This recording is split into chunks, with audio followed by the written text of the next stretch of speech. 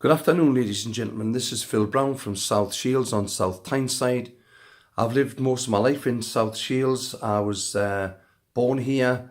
I trained as a general nurse and then returned as a children's nurse to work in the local infirmary running the children's ward. I was later a paediatric tutor. I say all this because my life was saved in 1955 at 4 weeks of age at South Shields General Hospital from a cerebral hemorrhage, for which I am eternally grateful, and I have continued to fight locally for my local hospital, which is under threat. I say it's under threat because I'm sure the shell of the building will continue to remain as it is, and it's currently called the Ingham Wing. But I am very concerned because the key core and essential services will be taken away. So people in South Tyneside may have seen or heard my 5-6 minute broadcasts every day over the last 97 days as we've fought against the plans of the Trust, who seem to be bullishly pushing on to threaten our key core and essential services. So for a wider audience now, I'll tell you what they are. Those key core essential services are our adult A&E, children's A&E, which is a 24-hour service, consultant-led, our maternity services and special care baby unit services. And we've already lost stroke and the heart team.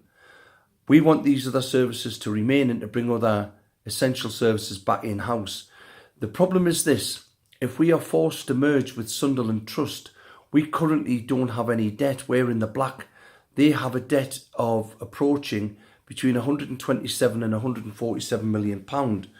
We don't have a chief executive in post in South Tyneside. We have an active acting chief executive, Mr. Bremner, who is managing to oversee the Sunderland Trust and the South Tyneside Trust.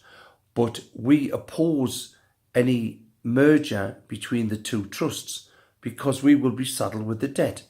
And the cherry picking of our key core and essential services really won't improve care in the short, medium or long term, because we currently have something like 17,000 children a year going to our specialist A&E in South Tyneside and 63,000 adults going to our adult A&E department.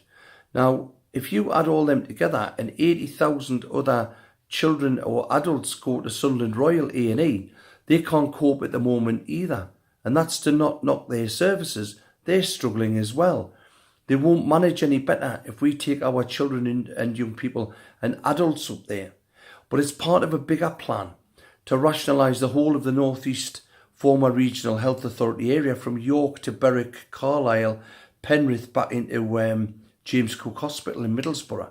It is a worrying development and scenario. And as we see this merging more and more, I go for what I call the reality rub-in. Reality rub-in is this: we have very limited time, but we are going to court on the 18th, 19th and 20th of December, probably at Leeds, could be moved to Newcastle, and we are jolly well going to fight a win to keep our key core and essential services in South Tyneside. So when you see these posts day after day, bear with me, share them countrywide. We are united with our brothers and sisters who work in the NHS from Southend up to Wigan and Lee, across to Huddersfield Royal, Leicester City, where they've won their cases. Or we feel for the people at Bolton, where they've gone out into private tender and they've had people paid this summer in ice cream. I ask you, our beloved NHS reduced to an army of volunteers paid in ice cream, eh? Have a lovely Monday. I'm going to be doing this every day from now on YouTube. Please share and please fight for the NHS. Fought for me in 1955. Over my dead body will I allow the privatisation of my local hospital or my beloved NHS. Please share, please fight.